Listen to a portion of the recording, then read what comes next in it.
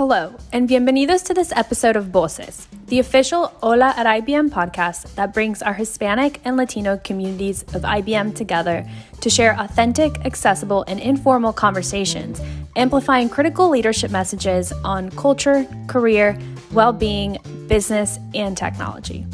The views, thoughts, and opinions expressed in this podcast belong solely to those of the speaker and do not necessarily reflect the official policy or position of IBM. All right, welcome to another episode of Voces, where we embark on a journey to celebrate and elevate the voices of our Hispanic community. In this installment, we delve into the vibrant experiences of US-born Latinos and Hispanics, discovering the powerful connections that bind us all together. So sit back, relax, get ready to have some fun as we uncover the shared narratives that unite us all. So I will go first. My name is Mike Hernandez. I have been at IBM for 23 years, and I now serve as the Senior Site Operations Lead for IBM Tucson. Previous background, I was a tester, I was a product field engineer, but I've done quite a bit, mostly on IBM data storage products, but it's been a blast for 23 years. I can't believe it's gone that fast. My background is half Mexican on my father's side, half Filipino on my mother's side, so I was just a natural born mix right out the gate. And as the Filipino comedian Joe Coy had once quoted, Filipinos are basically the Mexicans of Asia, and I couldn't absolutely agree more. Both cultures are extremely close to our families. We're extremely giving. We're very, very devout. And I always kind of joke around that my mom is the closest thing to a nun that I know. And we also share quite a bit of the same last names. My name is Michael L. Hernandez, and the L is actually short for De Leon, which means the lion in Spanish. So, enough about me for now. I will pass the mic on to my friend Kat. Thanks, Mike. Hi, everyone. My name is Catherine Grace Trevino, or Kat for short. I have been at IBM for about 3 years already. I'm a Z Hardware Technical Brand Specialist. And I was born and raised in McAllen, Texas, which is in the Rio Grande Valley, or about like the very tiniest tip of Texas. I was born 15 minutes from the border of Mexico. And that has pretty much been my origins. I am fourth generation American, and my mother's grandpa's family remembers when Mexico was turned into the United States. So that's how long we've been in this area. And I'm very excited to have this conversation. I'm going to pass it off to my friend Gabby. Hello, my name is Gabby Taxier, and I am a product designer at the Weather Company, which is owned by IBM. And I'm on the lead on a product called Max Velocity. And so I work with a bunch of meteorologists all day doing a bunch of nerdy things with the weather, which is a lot of fun. I'm originally from San Jose, California, and both of my parents are originally from South America. My father from Argentina and my mother's from Chile. So I'm first generation American, growing up in a predominantly Mexican area. And it was always an interesting dichotomy of I'm like similar, but not quite, and like finding a lot of connection with a lot of different communities around me since San Jose was so diverse. So I'm very excited to have our conversations today. Oh, and I've been at IBM for like 2 years. It's been a good time. I like it here. Yeah, it's just funny because as we were all talking, I realized, like Kat added a little bit to her intro, Gabby added a little bit, and I was like, oh yeah, I absolutely forgot to say that so I'm a military brat. So the one thing that always seems to baffle everybody is when I say I was born in Biloxi, Mississippi, because that throws everybody off. So There you go. I was born in Biloxi, Mississippi. Then I don't remember a thing of that because everybody would be like, hey, how do you remember that? Do you like it? I don't know. From the time I can remember walking, I was in Okinawa, Japan. So that was like kind of the coolest thing for me.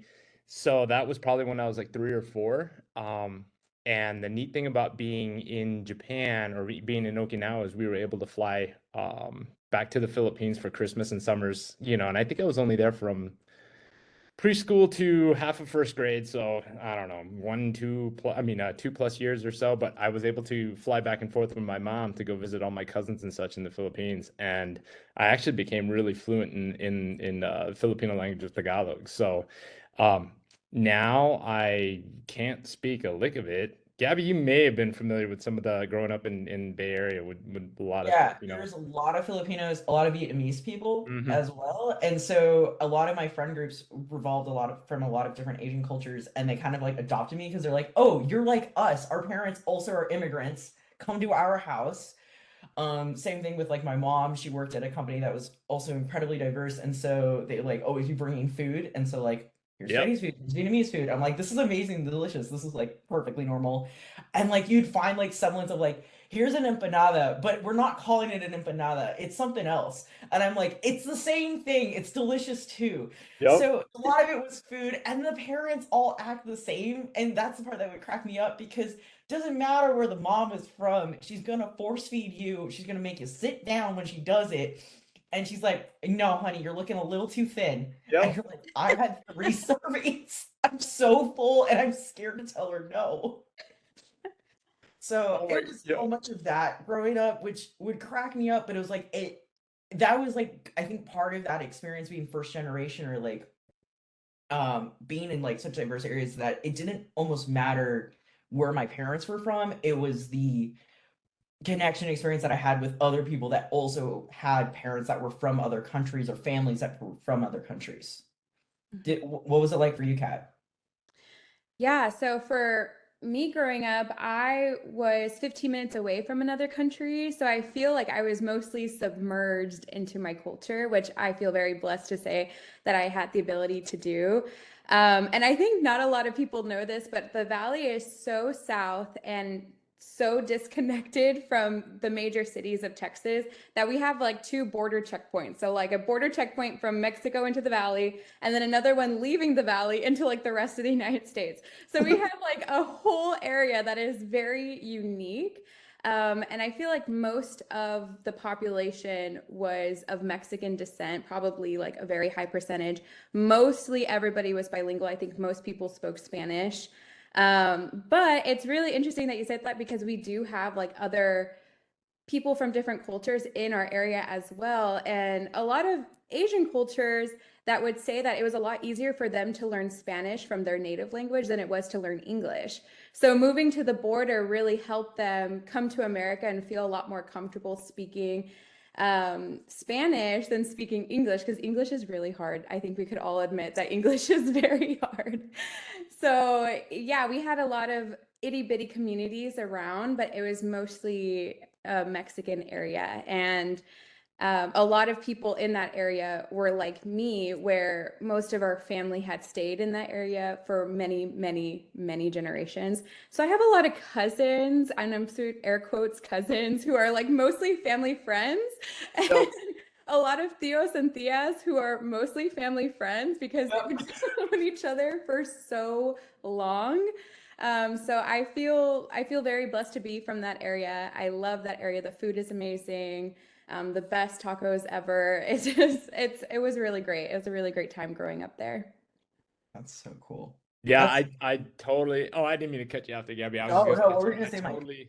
yeah, I totally agree with you with the whole everybody's your cousin thing because I've got Lord knows maybe first, second, third, fourth cousins that I just call my cousins straight up, and it's like Filipino culture. Everybody's either your kuya or your ate, which means your brother, your kuya's brother, ate's sister. So everybody's either your ate or your kuya, right? And like everybody is your aunt, your uncle, or your cousin. Doesn't matter what, like I said, 12 bloodlines removed, they're still your cousin no matter. So see, going back to the similarities that the Filipinos and the Hispanic culture and all that share, there's just it's crazy how much. And then Gabby, you kind of touched upon the parents and feeding everybody, and my mom was the same way. Like she was always like the um I'll say team mom, but I don't mean it in the sense of like sports. Just like, she always kind of wanted to be close to all my friends and all that. And they would always call and she would try to take care of them as best as they could. We always had a stockpile of, yeah, as bad as it sounds, we always had a stockpile of soda on in the On storage tap, closet. ready. Yeah, basically on tap. And then I don't know about you guys, but anytime there was a really good sale on anything, my parents stockpiled on stuff. Like I think they've got meat that can serve them for I don't know how many more years. Like I don't even want to know what's in that freezer of ours. But yeah, that's another thing we do is like we stockpile food. So it's just one of those crazy fun things we do. But That was always an interesting experience growing up with food and bringing food to school, mm, or like food that were considered, I guess, like normal at home. And so there was a lot of foods I grew up with, like gosh, what is it's called, like kind of like a quesadilla or like a torta, but it's like essentially like a Spanish potato dish. It has an egg and spinach mixture, and then you cook it in a pan. And I had never met another person anywhere else that had this before, or having empanadas, like especially growing up, like all that was predominantly Mexican food, and I would say classic like restaurant Mexican food. I wouldn't say like I want to make that distinction there. And so I would go to school and everyone's like, what even is that? And I'm like, it's delicious. I don't know what to tell you. And so a lot of it was like me trying to explain foods that I had growing up, and like they'd be like, you're like, you look like us, but not quite like us, and we can't quite pinpoint it.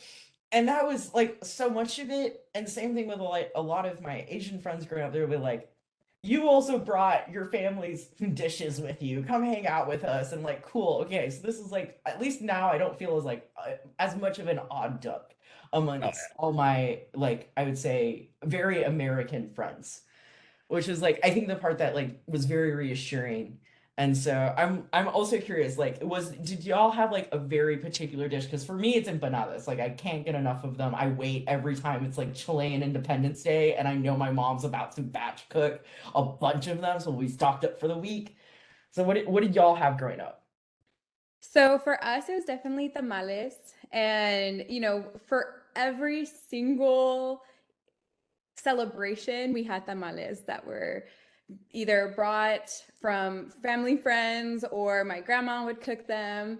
She doesn't cook them very often, so if she's listening to this, she's going to be like, she rarely cooks them. We usually have our friends come and bring us tamales. But I think it's so funny how you said, like, from a non-Hispanic perspective, I didn't really get too much scrutiny for my foods because we pretty much ate the same things. But when I left from the Valley to go to college, it was interesting to hear how weird our like Mexican street food variations were in the Rio Grande Valley. I was like, oh, I'm so hungry. I want a snack. I want some hot Cheetos with cheese. And people are like, hot Cheetos with cheese. That actually sounds really It's good. very good. They're that's like, like what they eat at school over here for my daughter, man. You Yeah. gotta love Like, it. you know when you have like the top ramen packets and you would just eat it dry? Or I don't know if I just grew up with that generation, but like you would put the spice packet and you'd smash against a concrete Oh and yeah. that was a snack. That's yeah. late night college food right there. That's perfect. Yeah. I know. So I would start to make it for my friends who were not Hispanic in college. I would be like, come to my house, we'll watch the movies, and I'll make hot Cheetos with cheese. And we'd have something called a marranada, which is like, I think it's like a pigsty in English, and it would be like hot Cheetos, elote, cheese, like a whole package of everything. You mix it all up, and it was so good. And we used to sell these things in high school for like fundraisers. And then I go like a little bit more north, and everybody's like, what is this? Like, that sounds weird. You put hot Cheetos on sushi too? Like, that's crazy. I'm like, yes, we do. And it's And fantastic. yet that sounds like the most American thing to do is to put hot I Cheetos on sushi. Yep. I mean, the funny thing is, it's like everywhere now, right? Like we just had a Korean hot dog place open up here, and what's their hot seller? It's like a or not Korean hot dog, Korean corn dog. Those corn dog on the stick joints that Yeah. opened up, and like their hot seller, I think, is one of those corn dogs just dipped in flaming hot Cheetos, right? So it's funny, Kat, because you say that, and Yeah. it's and I I'll fully admit I know I'm a little bit older than the both of you, but like even back then, like the foods that we thought were a little bit just kind of ours are now big and trendy. Like Yeah. Kat, you were talking about the essentially what would be a garbage plate. No offense saying that, just with everything in No, there. And I think the it's yeah, another the East Coast, because my wife is exactly from that. Rochester, they have a garbage plate there too. That is basically a smorgasbord of like fries and hot dogs and all that stuff too. You gotta love it. Like we all have our own iterations of stuff. But kind of going back to what Gabby was asking, for me, mine was really interesting because my staple fun fried food growing up when I was a kid was Filipino egg rolls or lumpia, which I'm sure most people have probably heard of by now because they're pretty, they can be pork, vegetable. Anytime my mom or my aunts. So for me, growing up, around fifth grade, I had a set of my cousins, my mom's eldest sister immigrated over from the Philippines, and they wound up moving with us, and moving in with us, and it was really nice because my dad, being in the Air Force, he got stationed in Greece for a little bit, so it was just myself and my mom, and then my aunt came over with her husband and my one, two, three, four older cousins. Well, one cousin was my age, and then three other cousins alongside with her. So it was really cool because what I had missed out on a little bit, just moving around and being me, my mom, and my dad. Not that there was anything wrong with that by any means, but like when my cousins came, it became really, really different, like differently cultured. You know what I mean? I got to experience a whole bunch because my cousins, they spoke English and everything like that, but then the family meals became a lot more Filipino centric. So I got to learn a lot more different foods. But the cool and interesting thing was my mom learned a lot. My mom, being Filipino, learned a lot of Mexican recipes from my dad's mom, who is here in Tucson. My dad grew up here in Tucson, Arizona. So she learned like menudo and enchiladas and just how to make a lot of that stuff on her own, or just make it like a quick fix recipe on how to do it. So for me, the two things I would always look forward to is my aunt's lumpia and my mom's menudo. And everybody always looked forward to both. And that would always happen during Christmas and Christmas or Thanksgiving or something like that. And then that's another, we'll go into a little bit of, I'll tag you guys on your traditions growing up. But for us, it was kind of interesting because my aunt would always cook the Filipino food. I mean, we would have huge family gatherings for Christmas and Thanksgiving, right? And here's my cousins coming in from the Philippines. They've never celebrated Thanksgiving because it's obviously a U.S. holiday, given what it celebrates. So they never celebrated that, but now they're coming in, they celebrate it, they learn to love it because it's just like, we're going to get together, we're going to eat, you know what I mean? So my mom always cooked the traditional Thanksgiving type mashed potatoes, turkey, and all that. And here we are, we're having turkey with mashed potatoes and shrimp paste and lumpia and mango and like all these crazy concoctions of Filipino and American food and lasagna. And then some other random Filipino families would be coming over that they all made friends of during their group prayers or rosaries. And they would come over and bring different foods too. So it was really fun growing up in my household because there was just so much stuff to eat. Like you couldn't afford to be really picky because I don't know. I mean, there was nothing there to be picky on. If you didn't want to eat any Filipino food and rice, you could have mashed potatoes and turkey. You know what I mean? There's something for everybody. Yeah, it was a blast. But I'll tag one of you guys. Like, how were your holidays, traditions, and stuff growing up? I wanted to also quickly just throw in this, similar to you, Kat. There were certain foods that I did not have until I got to college, and I had friends in college that were like, "Are you okay?" I had never had meatloaf, chili, a corn dog, even like mac and cheese. I had to make mac and cheese on my own because I like it wasn't a dish in my house. And so I had to learn how to make it, and I was like, "This is," or how to make a pie. Like, not that we don't have pies, but like it was just like a traditional like apple pie was just not something that ever came up. And so like I had a friend in college. She went home for the weekend. She came back. She's like, "My mother made this. It was a whole thing of chili with cornbread." And she's like, you need this. You need to experience this." I'm like, "Thank you. I appreciate this so much." And like now I live in the South, and now for like Thanksgiving, they have chili and cornbread and Oh, sweet nice. too. And it's so good. And so like, okay, I get the hype now. I get it. But the thing for like the holidays, especially, is like we'll celebrate the Independence Days, typically for both Argentina and Chile, because it's very important to my family. To my family, like both my parents experienced, to a certain extent, dictatorship. And so having experienced independence and freedom and then being able to immigrate has always been very important. So we'll typically have empanadas, but at least for the 4th of July, being that that's what's coming up, we'd have an asada or asado, and my mom would make homemade chimichurri, and we break out the steak, we break out the chorizos, we have everything. We have a choripan, which is just a baguette or like some fresh bread with chorizo in it, and that's just it. That's like the main gist of it. But then we'll also have for like Christmas or New Year's, we've kind of done our own abbreviated version of like a chopino because there's a lot of Italian influence. Nice.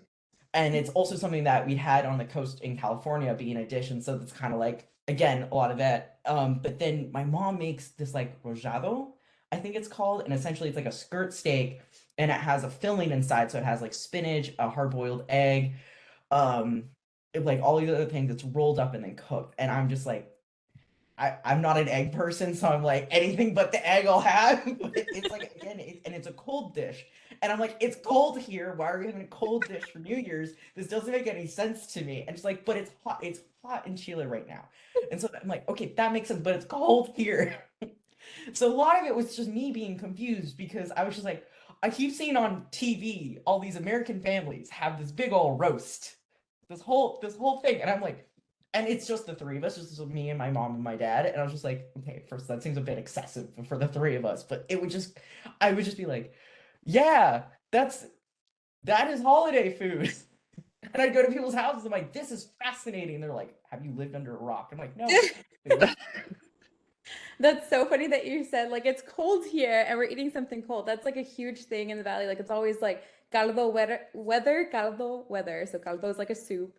Mhm. And our families would make it, but it's always like 100 degrees in the valley. No matter what, it's Same way, always same Why way. are they having hot food and hot weather and cold food in the cold weather? 115 degrees in the house, 115 degrees outside, no AC. Hey, what are we eating? Albondigas. What? Exactly.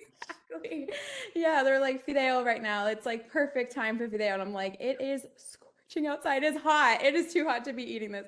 That is so funny. For our holiday foods, it was Mike, it's kind of like you. We had like a lot of different things. And we're also from Texas. So we have a lot of Tejano culture.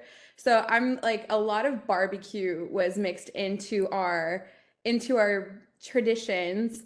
And we would have a little bit of everything. So we would have barbecue usually for every single occasion. We'd have arroz, we'd have corn, we have elote, we would have tortillas always in the house. And for Thanksgiving, we would have a turkey. We would have like Mexican side dishes, so like arroz and things like that. We'd have mashed potatoes. We'd have the green bean casserole, and then somebody would be outside like barbecuing some sausage and some steaks and bring it in. So we had like a whole variety of foods, which I really loved. And for 4th of July, because I know that you said it's coming up, we also celebrate. I feel like my family, we've been here for a long time. But still, like my grandparents would always say, like land of opportunity, like here in the United States. And so and honestly, we're like a party family. So anytime that we're able to get together, they're gonna be like, oh, it's 4th of July. Let's go to the beach. It's it's St. Patrick's Day. Like, let's go to have a party. Like every single occasion that we can get together, we will. So we do all of the classics, the fireworks. We have like hot dogs. And so and then we'd have hot dogs and then arroz on the side. So it's just like a mixture of things. And I feel very happy that we were able to enjoy all of those foods. And my grandma, I think when she was younger, there was a lot more of a white population in the valley. So they were living in a time of segregation where there was like half of the railroad track was white people and the other half were the Mexican people. And, they in school they weren't allowed to speak Spanish and they had to learn about like American dishes and things like that. So I feel like my grandparents were surrounded by like the typical stereotypical American culture. It's very different from when I grew up where it was like 95% Hispanic people. Like it was very different. So they learned a lot of those dishes when they were younger. And they would bring it to us and they would still try to like hold the traditions of Mexican food. And they like made sure that everybody learned how to make like the basics of Mexican food so that we could teach it to our children and like keep it going that way. And it wasn't very hard because we were so close to Mexico. So we got like very authentic ingredients and we were able to learn from people that were moving from Mexico to America. So very different culture, I think, in my family compared to like others who came later than the segregation period. So like they had mostly kept their culture from then. And then for my family, it was a little bit of a mix and a blur because of that. So yeah, very different. Mm-hmm. I was gonna say, Kat, it sounds for everybody, the traditions sound great, but it sounds like too from your aspect and Gabby, you as well. It seems like your parents and grandparents kind of for lack of a better term, like, embraced being here and they would celebrate kind of both cultures. You know what I mean? My dad was born here. I didn't really get a chance to grow up with my grandparents as much because they both passed away when I was a little bit younger. But I do remember some fun stuff like, eating soup in the hot weather and also being at my nana's like the first time I ever tried tongue and I actually really, really liked it because of the way she would make it. but like I never obviously got to talk to them and feel their understanding of what it was like to be, growing up Mexican back in the day. Basically, with my dad, I would like kind of ask him what it was like being here in Tucson, and Tucson's always been a little bit more pretty open. So my dad really never got to when he was growing up, at least he hasn't let me know, but he always would tell me, that there was no segregation, at least in the 60s when he was going to high school. So everybody kind of wrestled, played football together. Like he's got these great like wrestling stories. I remember he told me one time because he didn't expect to beat this guy in a match, and he did, and like everybody was going crazy and all that stuff. But like his memories have all been good. But like I said, going back to what you guys were saying, it sounds like your family's kind of fully embraced being here and having migrated over and such. Mm-hmm. There wasn't shame in Yeah. being like from their country or their dishes. It was more so figuring out how to, I guess, like explain it to my American friends, and that it wasn't so odd. And that I think was more of it, because like it's California. It's interesting in that, and I this was at least my observation of it.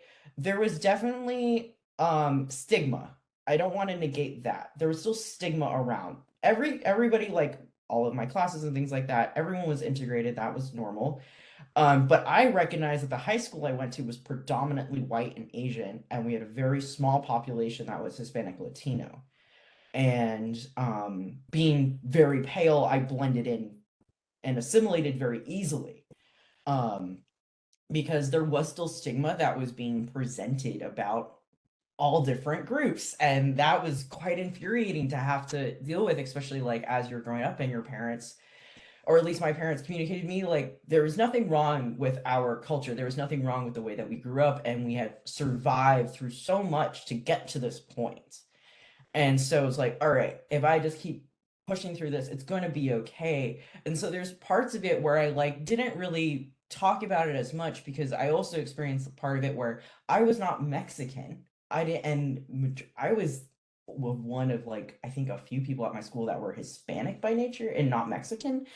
And the unfortunately they and I spoke a different kind of Spanish. I spoke Spanish with a little bit of a different accent, with different words, and so they're like, "You're still different," and I'm like, "I just want to hang out, okay?" Like, listen, this could be chill, but can I just hang out? And they're like, "But you're different than us," and I'm like, okay, well then I will find others that can relate to these experiences and understand that. And so that was always a bit tricky growing up, because like as much as I strived for that, we had a handful of like close family friends that were also from Chile, which I'm so grateful for. Um and my like especially my mother still is very close to so many friends that are now all across the US or still in Chile.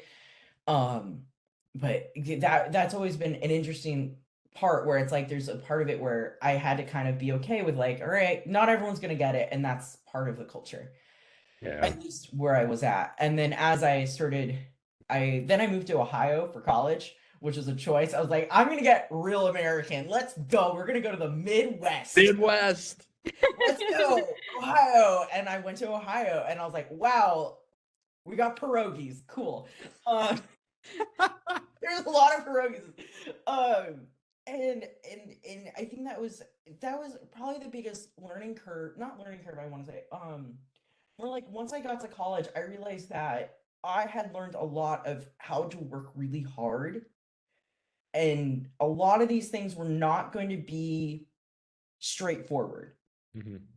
especially navigating work, navigating school, navigating what it was I wanted to do as a career. So I decided to go to art school, which, if you're first generation American, boy howdy, you're not becoming a doctor, a lawyer, or whatever the top three that you're supposed to be. And I was like, I decided to go be an artist. And I was like, ooh.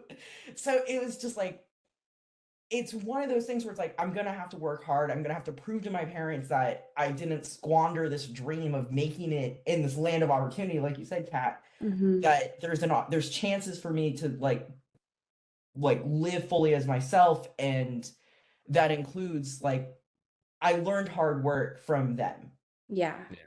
Yeah. Definitely. I And definitely I'm can curious relate. about how that has affected, like, I guess your journeys into like the work that you do, the hobbies that you partake in, and things like that.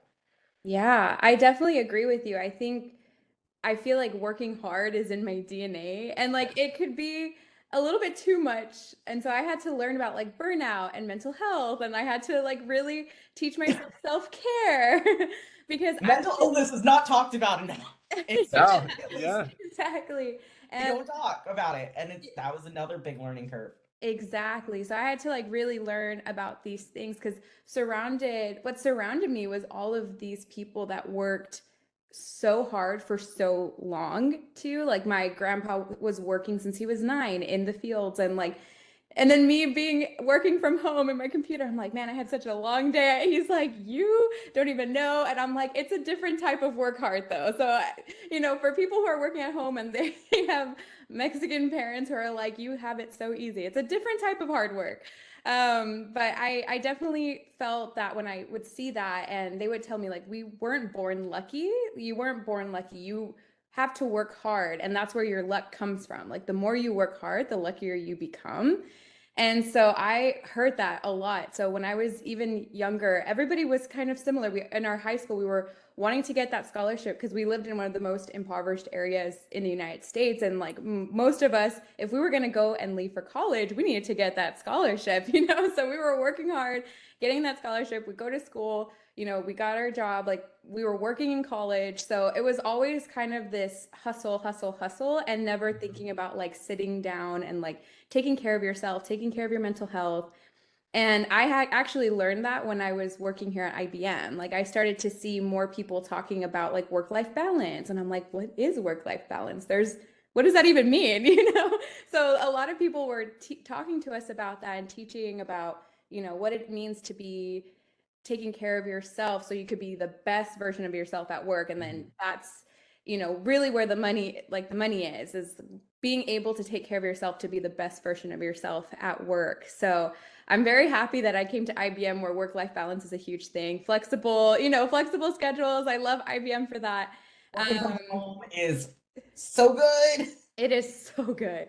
So I see a lot of my work ethic come from my family and especially when they came to a land of opportunity, they were trying to grab as many opportunities as they can. And I talked to my parents about this when we talk about like working hard and our parents had to survive. Like, our grandparents had to survive and like that was how they did it. And so now just learning and unlearning things that I was taught from my family. And I'm so lucky that I was taught to be hardworking, but I'm also lucky to be in a space where I get to take care of myself at the same time. So yeah, definitely a huge influence. I'm going to pass it to Mike.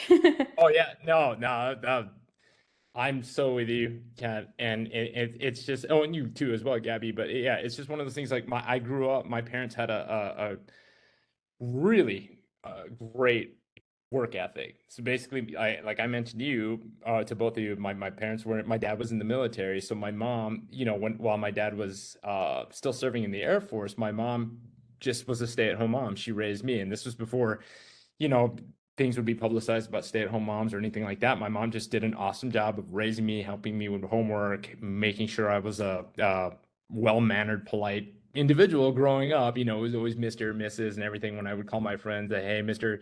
Jones is Bobby there or something like that, or hey, Mr. Carper, is George there or something. Always like that. And then, well, the funny thing was, if my friends called and be like, hey, is Mike there? They'd get criticized. But it is what it is. I'd be like, oh, chill. You're not their parents, so you can't really harp on them for that. But anyway, going back, yeah. So my dad, he did 26 years in the Air Force, then he retired, and then he did 25 or 26 more years as a contractor working for the Air Force. So like he did almost close to, I want to say 50 years, and I should really lock down that number. But then when my dad left to go to Greece on that TDY after my aunt moved in, my mom took a job over at the base as well. And then I think she did another 20, 25 years. This was after she raised me up to about junior high, and obviously she was still there, but my aunt was home, so I could come home to my aunt. So there was always somebody there at the house. But my mom took a job just to bring in extra income into the house. So it was just one of those things where strong family values always growing up, like we all seem to have, and it just instilled in us everything. And kind of, going back to what you were saying, Gabby, I'll have to talk to you because my daughter's already really interested in wanting to be an artist in graphic design when she goes to school. So Always have to talk about that with somebody. yes, we will talk. But same deal, I kind of made the mention, when you were a kid or when I was a kid, I was like, well, I think I want to maybe be a doctor or something like this. So my dad had that set in his sights, like, all right, I didn't get a chance to go to college. You're going to college. You're going to be a doctor. Then I changed from doctor to physical therapy, and I wanted to do a physical therapist. So he really had his heart set on that because he liked it. And then I didn't really, when I got up, I went to Flagstaff over there, Northern Arizona, over in Flagstaff. And when I got there, I was kind of like, I don't know if this is really my cup of tea. And then my friend got me interested in computer information systems, which is a business degree with a little bit of coding and such, but you get a business background and all that. And I told my dad, and he seemed kind of like, I don't know, you're not going to be a physical therapist now and this and that. And basically I did really well, excelled at that, got a job offer here from IBM to come back home and work here. And my dad still wasn't 100% on it. It's like one of those funny things. Like I had to flash my offer letter, and he was like, "Oh, okay," and now he's like super. They're like super proud Had the and all that. same thing. Not that word, but it was just one of those things. Well, go ahead, Gabby. No, I had the same thing. Like that was the whole deal with art school too. So I was like, I'm gonna do this program. So I went to the Cleveland Institute of Art, and they have a program that is scientific and medical illustration. And so I was like, hey, this is a field. It is in the sciences, and I did very much like science. Like I loved science and history were my two favorite things. And so I was like, there's a whole field dedicated to this. It's pretty lucrative. I think I have the capability to work in it. And so they're like, all right. And like all through high school, I didn't start taking like actual art classes until like my last 2 years of school, and I took all of them. I don't know how my counselor worked that one out. And I got a bunch of rewards. I got scholarships.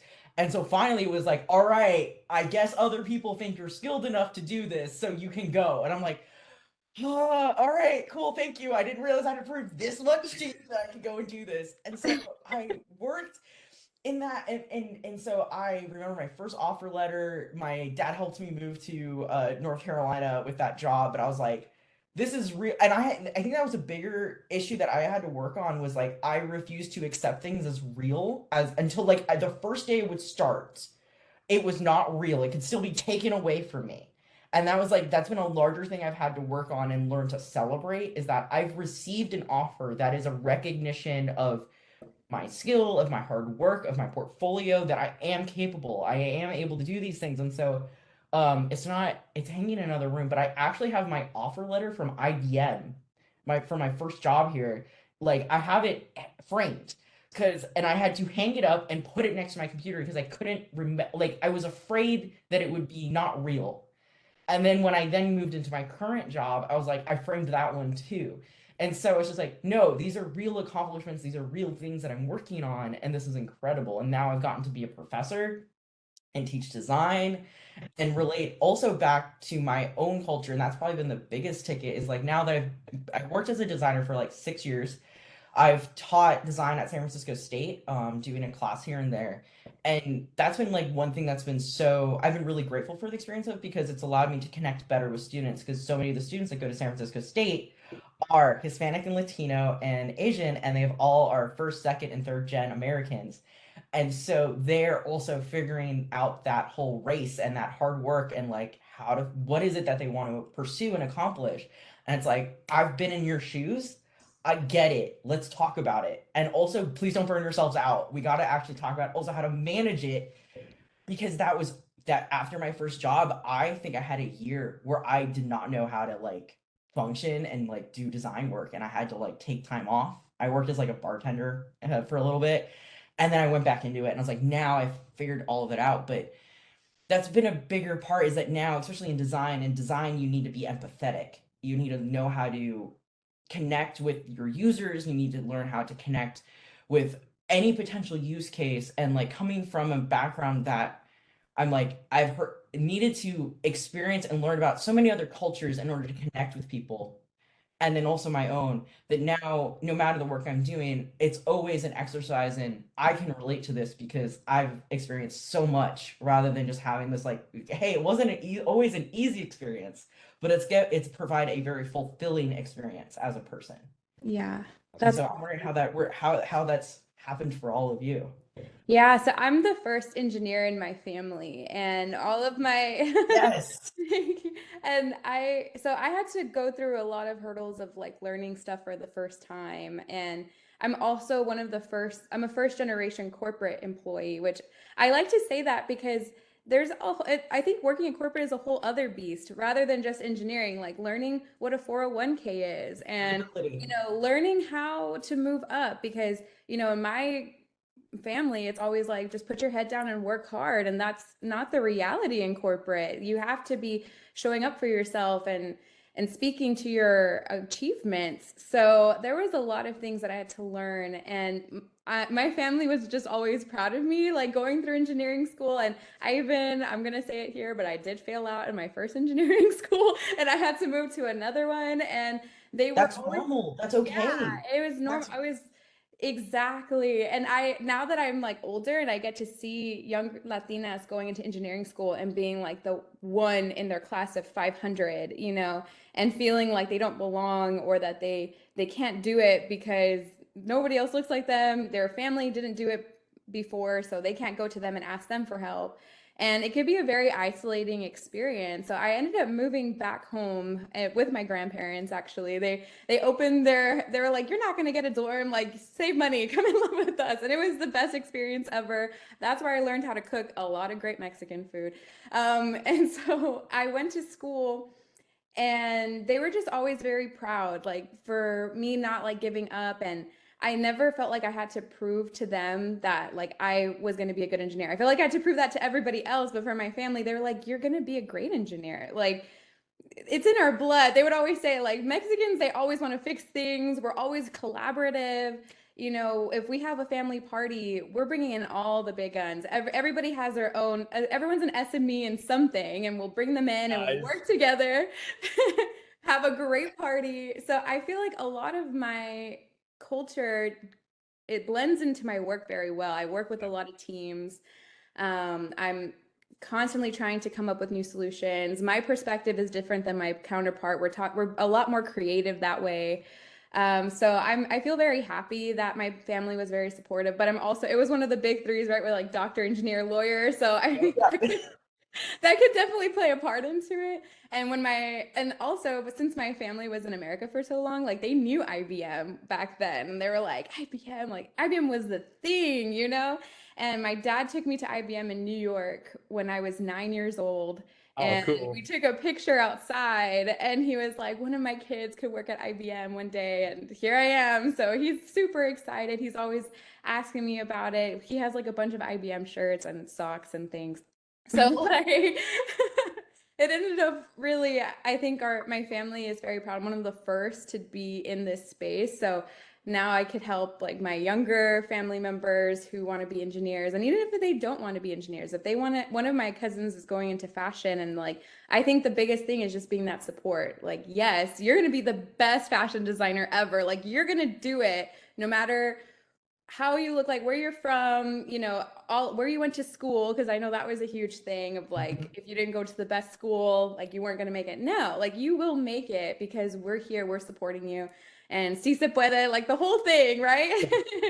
So I feel very happy with my situation with school, and even though it was hard and my family didn't understand like how to help, that's where the community comes in, where like I reached out to the Hispanic community at IBM, and I make friends and learning how to navigate corporate together and learning having mentors and sponsors, like all of that was so important as someone who was first gen in a lot of different things.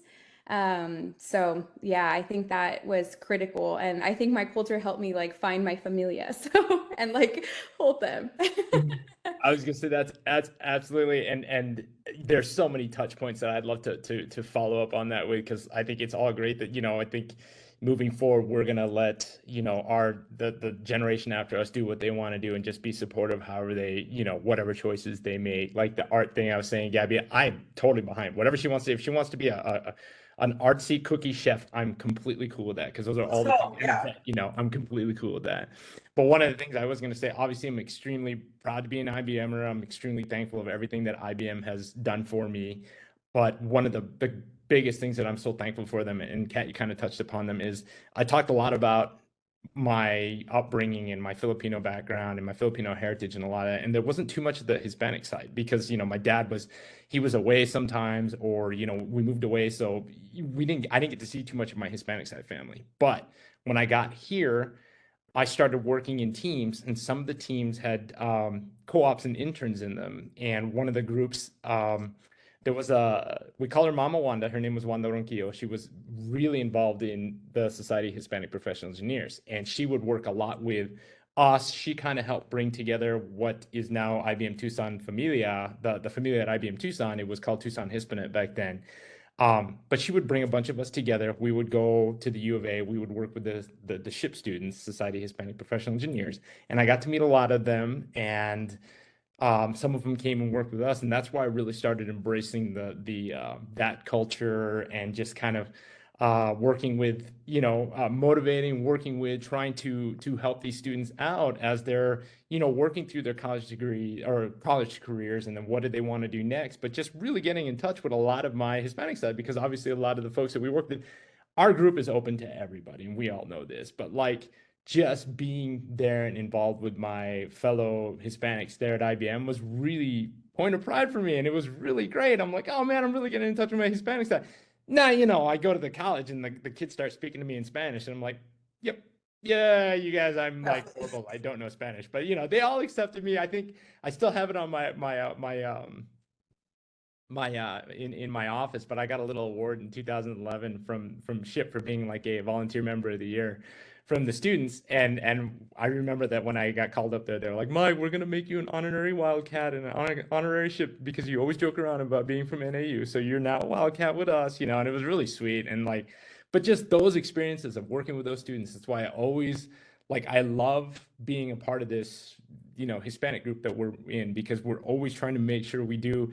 There's a lot of hard volunteer work that we do into this, but we're always trying to make sure that everybody's just there for one another and getting a chance to, you know, be a part of what we're building. You know, I have great mentors. Shout out to Colleen Sanchez, my boss, but she's so good.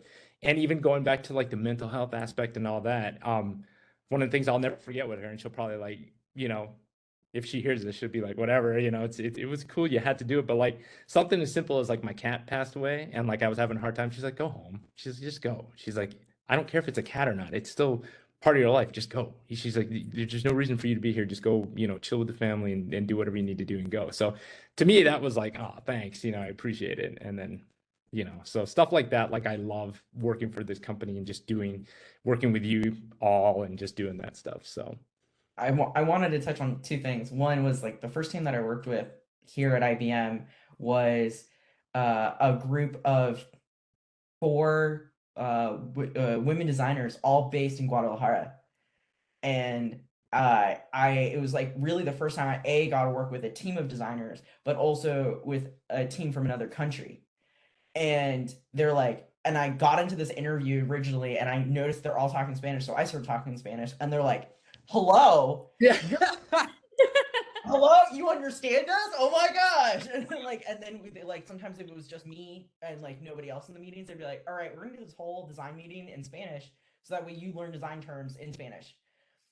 Oh, that's And awesome. like, and now we have a whole WhatsApp with all of us in there, and we sent each other care packages, and it was just like this whole thing where I was like, it was like for the first time in a while, I had like finally met other people that were like just as like hyped about meeting other people from similar cultures and wanted to connect on that and like help me learn too. And I was like, this is amazing. And that's how I then found um like all of these other groups at IBM. And I was like, is this what it's like to feel included? Oh my goodness, this is amazing. And now I'm like always seeing things that are coming up. I'm like, there's a podcast, there's an event for me to go to, there's a way for me to find others that like can relate to my experiences and we can support each other, and that's amazing. I now forget the other thing I was going to talk about, but I guess as we're starting to wrap up this episode, I guess should we leave on some like closing thoughts for the next generations about like how to navigate this fun little world we're in? Yeah, I think that's a great idea. How about you, Mike? Why don't you start? Um, my thoughts for next generation, and I touched upon my daughter too, but it's just basically be you, you know, come to work, be yourself. You're gonna be embraced. We're you know, we might take some of the ideas that you have, and you know, you never know where the next great thing is going to come from. So just be you. Don't change yourself for anybody, and I guarantee you, you know, it's going to be the most acceptable version of anything that's out there. And hopefully that makes sense. But like, I didn't change who I was. I never had, and it's always been, you know, it's just been a great experience. So, you know, come here, be you, be yourself out there, and people will accept you for who you are, and will wind up liking and loving you. So, What And about oh, you, Kat? Kat, go for it. Yeah. okay. Pass the ball. Yeah, I would say, I loved how you said that you feel included, Gabby, and the I in DEI, and I think DEI is so important anywhere that you go. It increases creativity, perspectives, broadens the talent pool. There's just like so many things, and engages employees, right? So I know, even though I grew up only 15 minutes from Mexico, I never felt like Latina enough. I've never felt like, can I even say that I'm Latina? Because my Spanish is horrible. I'm going to classes once a week, but my Spanish is absolutely not the Teach best. me, Kat, teach me. I will. And I always felt like, can I even say that, I'm Hispanic? I'm fourth generation. I felt like so away Removed. from like my roots, but I was submerged in my culture for my whole life, and I lived so close by. My closest friends are all from Mexico, and I realized that when I came into work, our culture is not one size fits all. It's not one person. That's the only way that you can be considered Hispanic or feel Hispanic enough. We're so diverse. We're so diverse in our different ways that we speak, Gabby, like you touched on before. Our foods are diverse, but I think we all connect on, I think, what really matters, which is like being family oriented, being collaborative. We're centralized in the kitchen and things like that.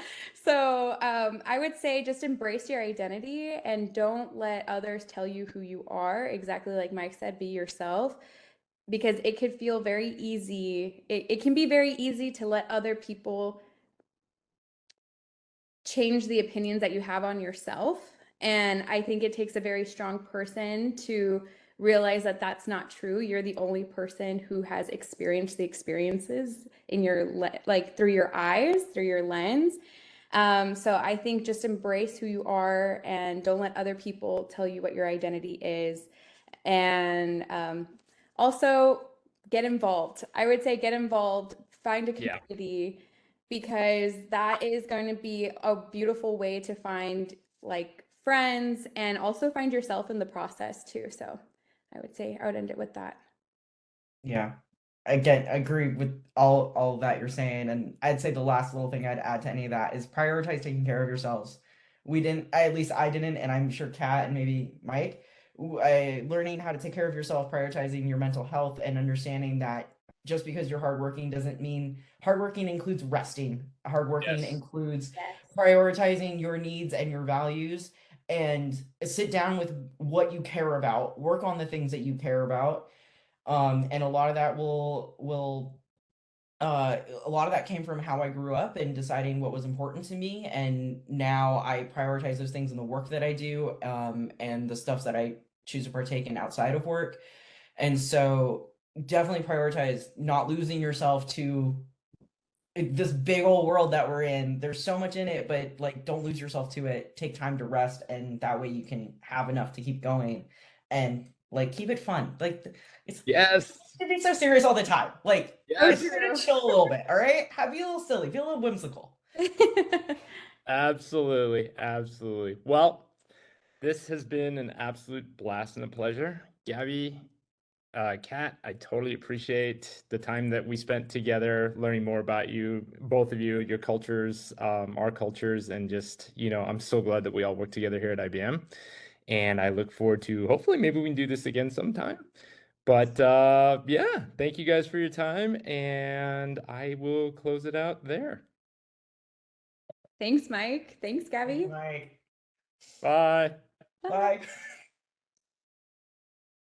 Thank you for listening to another episode of Voces. Remember to subscribe to our YouTube and Spotify channels. You can find us as Voces so you don't miss any new episodes.